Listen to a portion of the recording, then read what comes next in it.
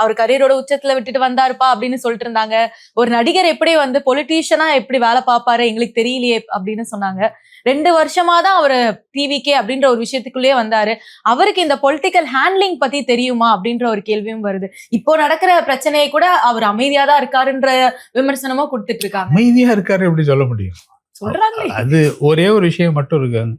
ஒரே ஒரு கேட்டுக்கிறேன். இந்த அதுதான் திரும்ப இந்த கள அரசியல் எக்ஸ்பீரியன்ஸ் அது எனக்கு உடன்பாடு இல்லை. அவர் வந்து உச்சத்துல இருந்து அவர் டிசைட் பண்ணி தான் வந்திருக்காரு. அது வந்து பெரிய மார்க்கெட்டுங்க. ஒரு 200 கோடி கிடைக்கும், இன்னும் 10 படம் கூட பண்ணியிருக்கலாம், அதெல்லாம் ஒத்துக்கிறோம். பட் அவர் வேணும்னு நினைச்சு வந்திருக்காரு, அதை நம்ம சொல்ல வேண்டாம். ஏன்னா அதையே நான் மறுக்கிறேன்னா, நான் சமூகத்திற்காக வந்திருக்கேன், விட்டுட்டு வந்திருக்கேன், அது அவரு சொல்லலாம், நம்ம சொல்லக்கூடாது. ஏன்னா அவரு வந்து அது விட்டா தான் சமூக சிந்தனை வருதுன்னு சொல்லும்போது அது உடன்பாடு இல்லை. ஆனா என்ன இன்னொன்னுன்னா, அவர் 2 வருஷமா என்ன பண்ணாரு, ப்ரூவ் பண்றதாங்க இந்த எலெக்ஷனு, அவ்வளவுதான். அதுக்கு மேல நான் எனக்கு வந்து எதிர்க்கிறது, நான் வந்து விஜய்க்கார சப்போர்ட்டா பேசணும். இதுக்கு முன்னாடி எல்லாம் சில இன்டர்வியூ நான் ஒரே சொன்னேன், ஜனநாயகன் படத்தை பத்தி பேசும்போது படம் பாருங்க, விட்டுருங்க. அதுக்காக ஜனநாயகனை வச்சு ஒரு அரசியல் பார்வையெல்லாம் பார்க்காதீங்க. அதை ஆவேக்காவே பார்க்கக்கூடாது, அவங்களும் அதை பார்க்கக்கூடாது. அவரு கடைசியா ஒரு படம் நடிச்சிருக்காருங்க, அது ஸ்கிரீனுக்கு வருது.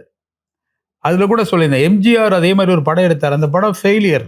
ஏன்னா அவர் வந்து அதனுடைய ஃபேட் அவுட்ல இருந்தார். இவர் அப்படி இல்லை, சினிமாவில் அந்த பீக்ல இருந்தார். அதுதான் வித்தியாசம். அங்கே அவரை கம்பேர் பண்ணும்போது இவருக்கு வயது அவரோட குறைவு. ஸோ அதனால பல விஷயங்கள் இவருக்கு சாதகமாக இருக்குது. அதனால இப்போ அவர் வந்து தமிழக முதலமைச்சராக வந்து என்ன பண்ண போறாருன்னு பார்த்து அதற்கு பிறகு தானே முடிவு எடுக்கணும். சோ இப்போ நடக்கிற ரூமர்ஸ் என்னன்னா, டிஎம்கே ஏடிஎம்கே அவர்கள் சேர்ந்துருவாங்க, சேர்ந்துட்டா வந்து விஜய் அவர்கள் சிஎம் ஆக மாட்டாங்க அப்படின்ற ஒரு ஸ்பெகுலேஷன்ஸ் போயிட்டு இருக்கு. அப்படி ஒன்று நடந்துச்சுன்னா தமிழ்நாட்டினுடைய மிகப்பெரிய தலைகுனிவு. நான் வந்து இப்போ நாங்களாம் திராவிட அரசியலை பாராட்டியும் பேசியிருக்கோம். ஏன்னா நம்ம தயவுசெய்து இந்த கட்சிக்காரங்க மாதிரி பேசக்கூடாது. திராவிட அரசியல் நடந்த நல்ல விஷயங்களும் இருக்கு, அதே மாதிரி திராவிட அரசியலில் மழுங்கடிக்கப்பட்ட விஷயங்களும் இருக்கு. இப்போ இவங்களை வந்து ஒரு வார்த்தை சொல்றாங்கல்ல, விஜய் ரசிகர்களை அந்த ஒரு வார்த்தை சொல்லி கிண்டலா பேசுறாங்கல்ல, அவங்க யாரு? இவங்க பார்வையில் அவங்க அப்படிப்பட்டவங்களா இருந்தால் அவங்க யாரு? இவர்களால் வளர்க்கப்பட்ட பிள்ளைகள் தானே. விஜய்க்கு ரசிகர்கள் தான் அவங்க. பிறந்ததுலேருந்து சர்டிஃபிகேட் கொடுத்தது யார்? இந்த ஏடிஎம்கேயும் டிஎம்கேயும் தானே. இவங்க தானே பள்ளிக்கூட இது கொடுத்தாங்க, இவங்க தானே கல்லூரி கொடுத்தாங்க, பாடத்திட்டத்தில் அப்போ என்னத்தை சொல்லி கொடுத்த? இது இவங்களே என்னன்னே புரியாமல் இவங்க மேலேயே கேவலப்படுத்திக்கிறாங்க. ரெண்டாவது, நான் நிச்சயமா சொல்றேன், அது திராவிட சிந்தனைகள் நல்ல சிந்தனைகள்லாம் இருந்தது, இல்லாமல்லாம் கிடையாது.